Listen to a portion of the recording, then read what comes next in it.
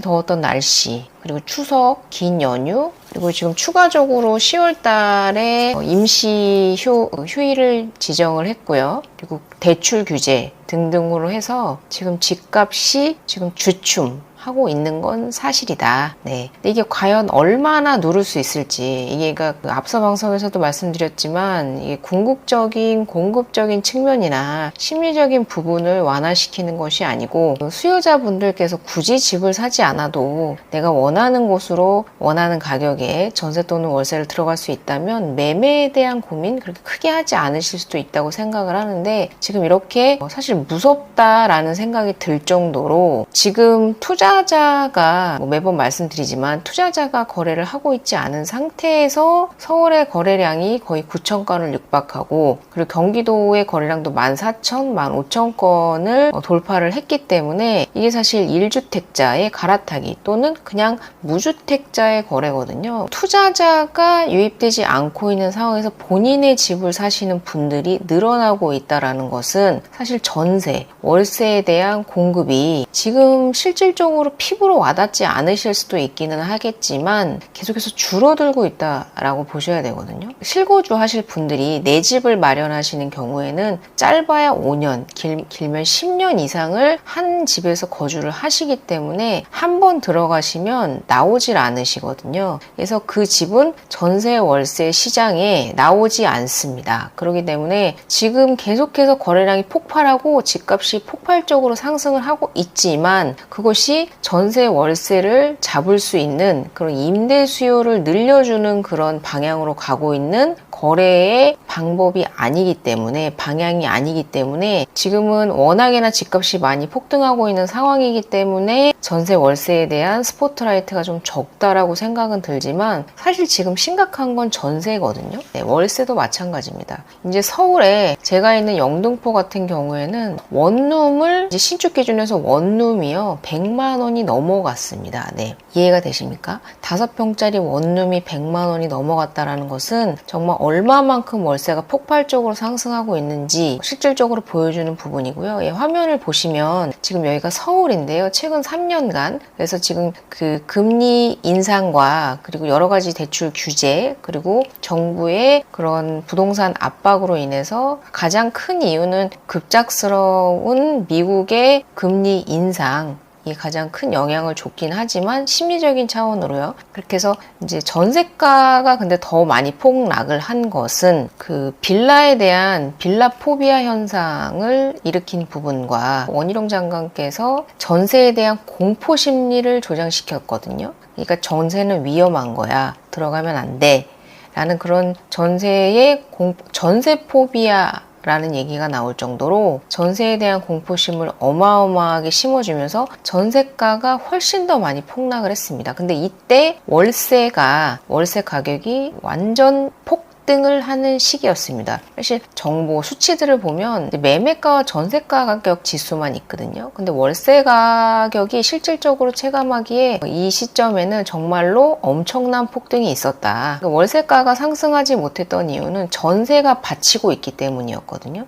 그러니까 워낙에나 그러니까 이 전세로 대출을 받아서 들어가는 게 월세로 들어가는 것보다 훨씬 싸고 전세에 대한 불안정한 그런 심리라는 것이 예전에는 없었기 때문에 당연히 집은 구할 수 있으면 전세로 들어가는 것이 옳아라는 인지가 있었는데, 그것이 이번에 그 빌라의 전세 사기로 인해서 전세에 대한 불안정성이 키워지면서 월세가가 폭등을 하는 발판을 마련해줬다. 그러면서 전세가가 폭락을 했는데, 보시면 지금 매매가의 상승률과 전세가의 상승률 폭을 보시면 파란 게 매매가거든요. 그리고 주황색이 전세가인데요. 이 서울 같은 경우에 지금 전세가가 얼마나 빠른 속도로 올라가고 있는지 보시면 아실 겁니다. 네. 그리고 경기도 같은 경우에도요. 네. 경기도 같은 경우에는 제가 매번 말씀드렸지만 아직 그 상승률을 몸으로 체감할 수 있을 정도의 경기도는 상승률을 보이지 않고 있다. 이제 특별하게 이제 신축들이 몰려있는 지역들이나 재개발, 재건축의 이슈가 있는 지역들을 제외하고는 경기도권의 대부분의 지역들은 보합세를 유지하고 있는 정도의 수준으로 유지가 되고 있는데, 보시면요, 전세가가 매매가를 돌파했습니다. 경기 전체 지역을 보는 것이긴 하지만요, 네, 색깔 보이시죠? 빨갛게 되어 있는 곳의 전세가 상승률을 보시면 어마어마합니다. 특히 신축이 몰려있는 김포,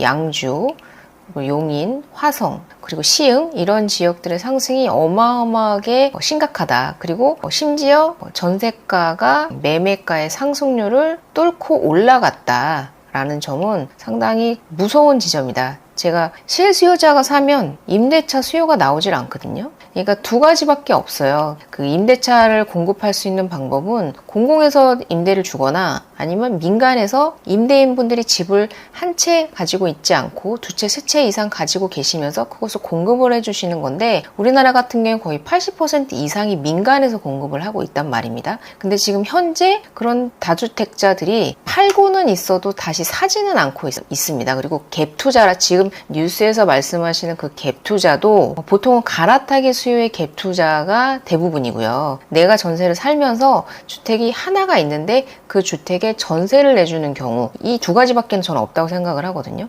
그러니까 원래 있던 집에서 다른 집으로 옮겨가면서 임차가 껴있다 보니까 날짜가 맞지 않아서 공교롭게 갭 투자가 되는 거 한 건, 그리고 내가 전세에 살면서 투자를 하겠다라는 개념으로 집 하나를 서울, 그리고 경기도 주요 지역에 집을 사서 거기에 전세를 맞추는 이러한 1주택자, 그러니까 그 몬테크라고 하죠. 그러니까 나는 싼 전세에 살면서 비싼 지역의 아파트를 사서 거기에 전세를 내주고 그거에 대한 시세 차익을 노리시는 분들, 그런 두 가지밖에 없다고 생각을 하거든요. 근데 지금 현재 지금 두 번째, 내가 몬테크를 하면서 집 하나 가지고 있는데 거기에 전세를 주겠다라는 그 대출을 막겠다고 정부에서 얘기를 하는 거기 때문에, 이걸 완전 그 임대차 시장에 대한 원천 봉쇄를 얘기하는 것과 다름이 없습니다. 근데 임대차 시장이 더 심각하다.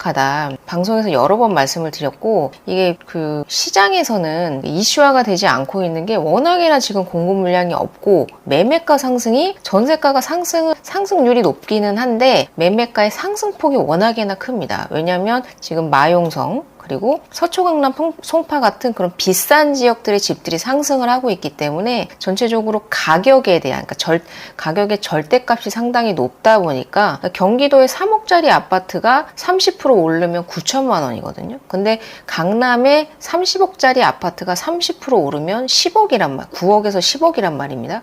그러니까 이게 뉴스에서 우리가 체감을 할 때도 9천만 원과 9억은 어마어마한 차이기 때문에, 사실 근데 실질적으로 집값이 오르고 있는 지역이 이런 경기도권이 아니라 서울 중심, 그것도 고가의 아파트들이 거래되고 있다라는 점이 부각될 수밖에 없는 상황이기 때문에 전세가가 심각함에도 불구하고 정부에서는 대출 규제를 할 수밖에 없다. 심지어 몬테크를 하시는 1주택 투자자들조차도 막겠다라고 얘기를 하는 건 이 임대차 시장을 완전히 포기했다라고 생각이 들 정도입니다. 저는 사실 임대차 시장이 중요하고 그것이 서민을 위한 길이기 때문에 임대차 시장을 잡을 것이다. 그리고 잡아야 한다. 이렇게 생각을 해왔고 그렇게 할 것이라고 믿었는데요. 지금 상황에서는 매매가를 잡는 쪽으로 정부는 치중을 하고 있다라는 생각이 들기는 합니다. 그리고 이제 서민들에 대한 내 집 마련은, 그러니까 모든 서민에 대한 내 집 마련이 아니고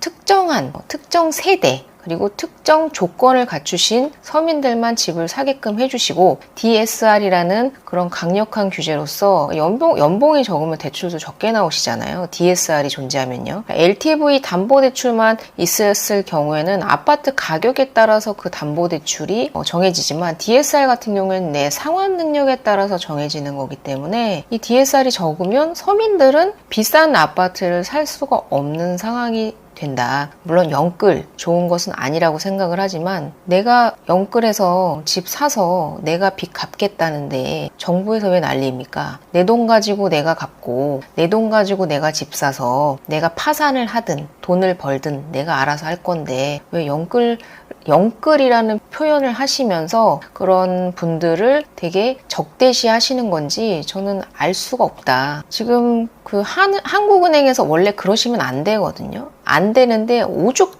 답답하면 한국은행에서 자꾸 집값에 대해서 얘기를 할까? 저는 그렇게 생각을 했어요. 하는 총재가 정치에 관심이 있으신 게 아닐까. 그러지 않고서야 어떻게 이렇게 정책에 대해서, 그리고 특히나 부동산 정책에 대해서 이렇게 대놓고 얘기를 하실 수 있는지에 대해서 상당히 의아했던 부분이 있었는데, 물론 그럴 거라고도 생각을 해요.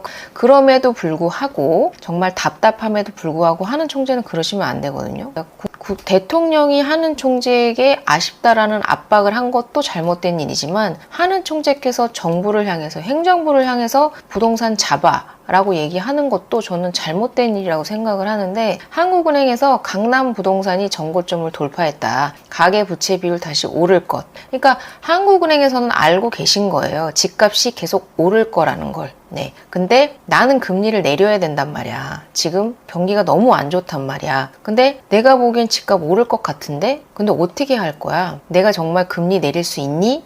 라고 한국은행 총재가 이제는 대놓고 집값에 대해서 공표를 하고 계시거든요. 이러한 평가를 내렸다 하시면서 명목주택 가격이 지난 2021년 고점 대비 90%를 회복한 수준이다. 그리고 서초구 등 일부 지역에서는 전고점 이미 돌파했고 신고가를 갱신하는 지역도 있어서 위험지수가 고평가 당사로 상승하고 있다. 한국은행에서 한 얘기입니다. 네, 그래서 부동산 가열이 가계부채 확대로 이어질 것으로 내다본다. 그리고 지난 2022년 이후 가계부채 비율이 완만히 낮아지고 있었는데 여전히 그냥 높은 수준이다. 그리고 최근 가계대출 추이를 고려하면 비율이 더 높아질 것으로 추산된다. 네, 이렇게 말씀을 하고 계십니다. 네. 근데 이 같은 부동산 시장의 흐름이 나타난 이유를요, 한국은행 총재는 신축 아파트의 공급 부족, 네, 그리고 비아파트 기피, 그리고 수급 기피에 따른 수급 불균형, 그리고 금리 인하 기대 심리에 대한 대출금리 하락, 그리고 규제 완화 및 정책금리 확대 등 정확하게 알고 계십니다. 네, 보다 맞습니다. 서울 신축 아파트 공급이 부족해요. 그리고 비아파트에 대해서 완전히 죽여놨기 때문에, 국토교통부에서 완전히 비아파트 시장을 죽여놨기 때문에 그 수요가 아파트 시장으로 들어온 것도 맞습니다. 그리고 금리 인하가 되지는 않았지만 될 거라는 기대 심리가 너무 강하게 작동을 하다 보니까 시중금리가 내려간 게 사실이고요. 그리고 규제 완화라는 것은 사실 그 윤석열 정권의 그 기조이기도 했어요. 정권이 바뀐 이유가 문재인 정권에서 너무나 규제를 심하게 하니까 죽겠다 나 좀 살려줘 해서 정권이 바뀐 거거든요. 그래서 규제를 완화해주는 건 맞습니다. 여러 가지로요. 그리고 양도세를 중과하는 것을 뒤로 이제 내년까지 유예를 해준다거나, 종부세에 대한 중과세를 완화시켜줬다거나, 여러 가지 시행령 규칙으로 완화시켜줄 수 있는 모든 부분, 분양가 상한제도 마찬가지고요. 시행령으로 풀 수 있는 모든 규제는 전부 다 풀었어요. 근데 지금 법령을 개정해야 되는 것들, 그러니까 민주당의 협치가 없으면 불가능한 그런 법률 개정 사항들 빼고는 전부 다 규제를 완화했고요. 그리고 정책금융 확대는 그 애를 안 낳다 보니까 신생아 특례 대출이라든가, 그리고 2023년도에 아파트값이 너무나 폭락을 하면서 수요 진작책으로 특례 보금자리론 등 서민들을 위한 대출들을 대폭 정책금융을 확대했고, 실질적으로 지금도 청년 그리고 주거 취약층에 대한 대출은 규제하고 있지 않습니다. 전혀. 오히려 확대하고 있다고 해도 과언이 아닐 정도로 정책 자금이 많이 풀리고 있는 건 사실이다. 그렇기 때문에 하는 총재 이런 이유로 해서 집값 계속 상승할 거야 라고 말을 하고 있는 거거든요. 저도 이렇게 생각을 합니다. 근데 그런 이유에서 박상호 국토부 장관께서 정책 대출 대상은 안 줄일 것 이라고 했는데, 이거에 대해서 비난을 많이 하시더라고요. 그러니까 신생아 대출, 그리고 디딤돌 대출 같은 그런 정책 대출이 부동산 값을 상승시켰다, 이렇게 얘기하시는 분들이 있는데, 저는 부동산 현장에 있는 현장 실무자로서요, 신생아 디딤돌 대출이 아예 영향이 없다고는 말할 수 없지만 현재 집값을 끌어올린 장본인은 아니다 라고 저는 말씀을 드리고 싶은 게, 지금 아시다시피요, 서울에 집값이 어디가 오르고 있습니까? 서초, 송파, 강남, 그리고 마용성, 이런 지역들이 오르고 있거든요. 그 중에서도 서초, 강남, 송파, 그리고 용산의 일부는요, 지금 토지거래 허가 교역으로 묶여 있고, 보통은 20억, 30억, 40억, 50억, 지금 반포 원베일리 같은 경우에는 60억을 찍었다고 하죠. 그런 지역들이거든요. 근데 이 신생아 대출이나 디딤돌 대출 같은 경우에는요, 9억 이하만 대출이 가능합니다. 그러니까 서민들이 받는 대출이거든요. 그러니까 지금 집값이 상승을 하고 신고점을 돌파하고 있는 지역들의 집값 집값 상승은요, 이 대출과 전혀 관계가 없어요. 그렇다면 노도강 같은, 그러니까 보통 한 6억에서 9억 정도의 서울에서 살 수 있는 아파트를 살 수 있는 지역들이 노도강, 뭐 그런 지역들인데요. 그런 지역들은 물론 상승한 지역들도 있지만 노도강 같은 경우에는 어떻습니까? 아직 그렇게 상승했다라고 서울 중심 지역에 비해서는 상승했다라고 볼 수 없거든요. 그러니까 상승의 주체가 아니라고 제가 말씀을 드리는 거예요. 그래서 국토교통부 장관도 정책 대출은 안 줄일 것이다. 이것이 집값을 끌어올린 건 아니라는 이 말씀은 저는 동감을 하는 바입니다. 물론 이게 뭐 6개월 동안 7조가 상승을 했다고 해요. 지금 한 달에 9조, 10조씩, 지금 그 8월 달에는요 10조가 증가했거든요. 한 달에. 근데 6개월 동안 7조면요 그 비중이 약 한 10% 정도 될까 말까입니다. 이것이 집값 상승의 원흉이다라고 말할 수는 없기 때문에 저도 이 부분에 대해서는 박상원 국토교통부 장관의 말에 동의하는 바입니다. 근데 이 부분은 사실 저는 공감이 안 되는 것이 자꾸 입주 물량이 충분하시다고 하시는데 왜 그러시는지 모르겠습니다. 왜 모르시지 않으실 텐데 왜 자꾸 입주 물량이 충분하다고 하시는지 모르겠어요. 네, 부족하거든요. 네, 부족합니다. 아시지 않습니까? 그래서 88 대책 그래서 내놓으신 거잖아요. 근데 왜 또 입주 물량이 충분하다고 하시는 겁니까? 근데 예전에 그 2021년도 1월 달인데 변창훈 국토교통부 장관 서울 충분한 주택 물량 공급 가능하고 방법은 다양하다. 이게 매번 정권 때마다 맨날 주택 물량은 충분하대요. 네. 근데 문재인 정권 때 인허가 분상제 영향도 있었고요. 건설업자들이 왜 물가가 계속 상승을 하는데 분상제로 막혀 있어요. 그러니까 내가 예를 들어서 된장찌개를 팔아요. 근데 10,000원에 팔아요. 근데 두부값과 팥값 그리고 바지락 값이 올랐어요. 근데 계속해서 10,000원에 팔을 해요. 어떻게 해서든지 10,000원에 팔을 해요. 근데 물가는 계속 오르고 있지만 10,000원 이상은 못 받게 하겠대요. 이게 민주주의 국가에서 가능한 일입니까? 근데 아파트에 이런 분상제를 적용을 함으로 인해서 계속해서 집값은 오르고 있는데 위에는 벽은 그대로 가만히 놔두고 계속 이렇게 집을 지으래요. 건설업자들이 집을 짓겠습니까? 그러니까 인허가가 문재인 정권 말에 폭락을 하면서 그것이 지금 윤석열 정권에 들어와서 영향을 주고 있는 거거든요. 근데 물론 문재인 정권 때 인허가 물량이 부족하고 공급이 부족했다는 걸 인지하고 들어왔고, 그리고 지난번 방송에서도 말씀드렸지만 처음에 윤석열 정권이 들어왔을 때 250만 가구를 공급하겠다고 대대적인 공표를 하셨단 말입니다. 근데 그 이후로 공급된 물량이 얼마나 있습니까? 인허가 만약에 그때라도 처음에 정권을 잡으셨을 초기에만이라도 그 대대적인 공급 확대 정책을 실질적으로 추진을 하셨다면 지금 이 정도까지는 오지 않았을 건데요. 지금 앞서 말씀드리지만 공급은 부족하고 근데 거기에 금리는 내려간단 말입니다. 코로나 때 시절에 거의 제로금리 수준까지 내려왔을 때 3.5%까지 올라왔을 때 정말 사람들이 느끼는 그런 심리적 압박은 어마어마했단 말이죠.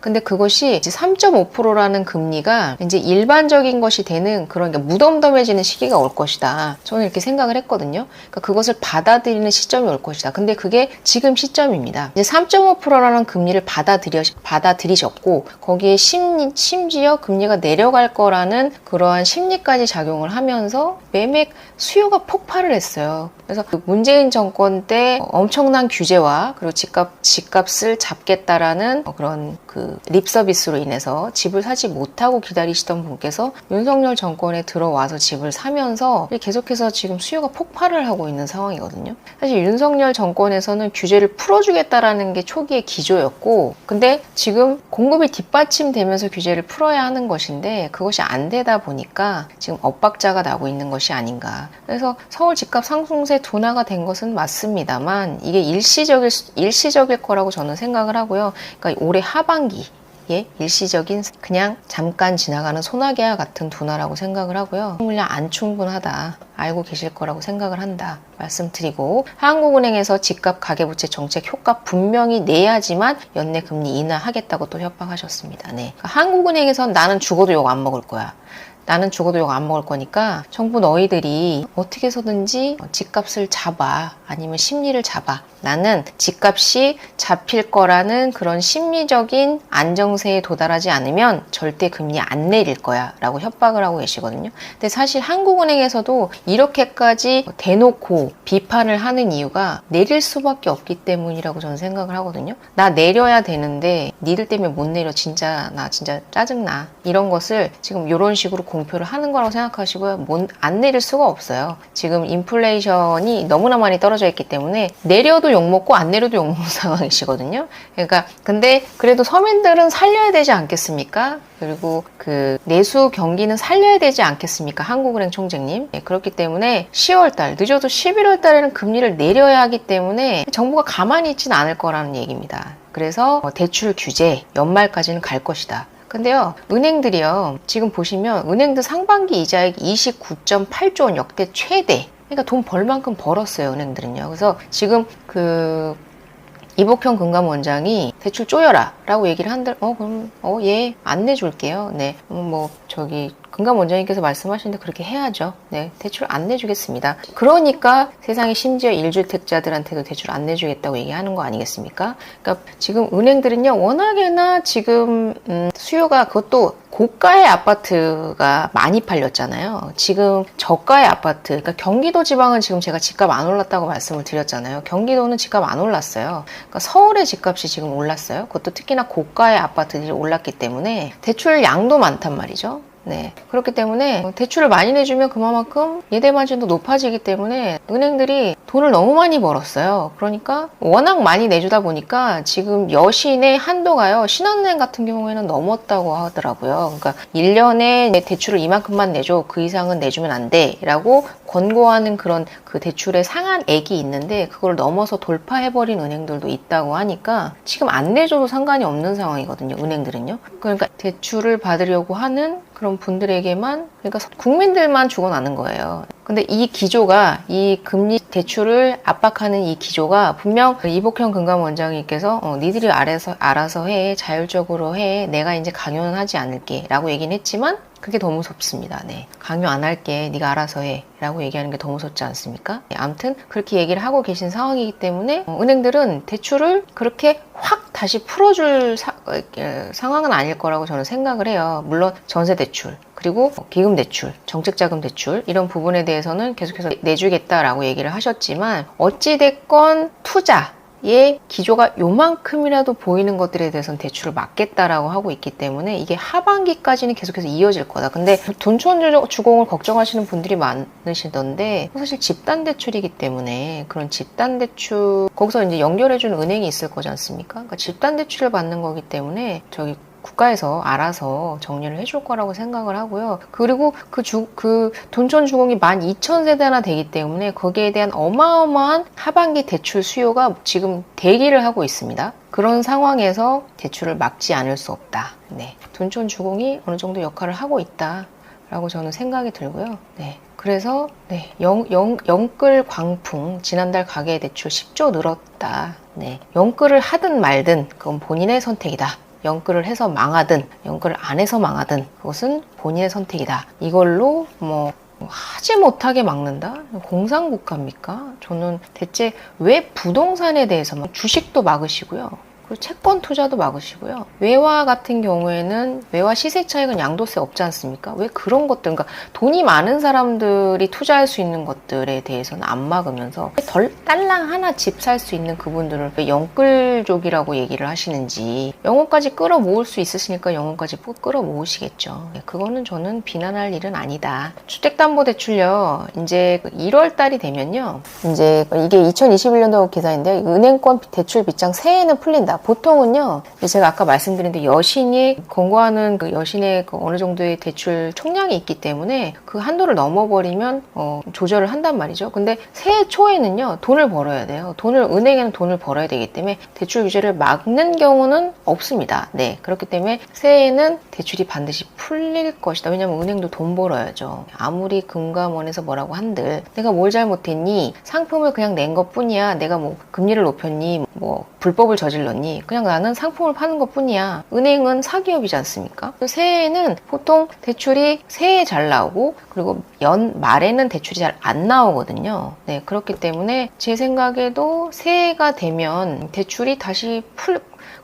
풀릴 것이다 라고 생각을 하기 때문에 이것이 일시적인 주춤세다. 근데 거기에 더불어서 실수요자들만 집을 사고 있기 때문에 지금 이렇게 전세가가 폭등을 하고 있는 이런 상황이 정말 약간 공포스럽기까지 하다. 왜냐하면 입주 물량이 말씀드린 대로 역대급으로 적기 때문에 정말 없다 이렇게 없을 수 있나 싶을 정도로 적기 때문에, 그렇기 때문에 근데 임대차 지금 다들 자기 집으로 들어가고 계시단 말입니다. 그럼 과연 전세 월세는 어떻게 될 것이냐, 그것을 빌라로 수요를 옮기겠다라는 것이 정부의 정책이거든요. 상당히 고심에서 내온 88 정책의 결론은 아파트 수요를, 임대차 수요를 빌라로 넘기겠다라는 거거든요. 이게 성공을 했으면 좋겠으나 제가 앞서 말씀드린 대로 아파트의 수요와 빌라의 수요는 다르고, 또 이미 전세에 대한 공포 심리, 그래서 LH에서 이걸 사들여서 전세를 맞추겠다는 것도 이런 전세에 대한 공포 심리 때문에 그런 거라고도 생각을 하는데,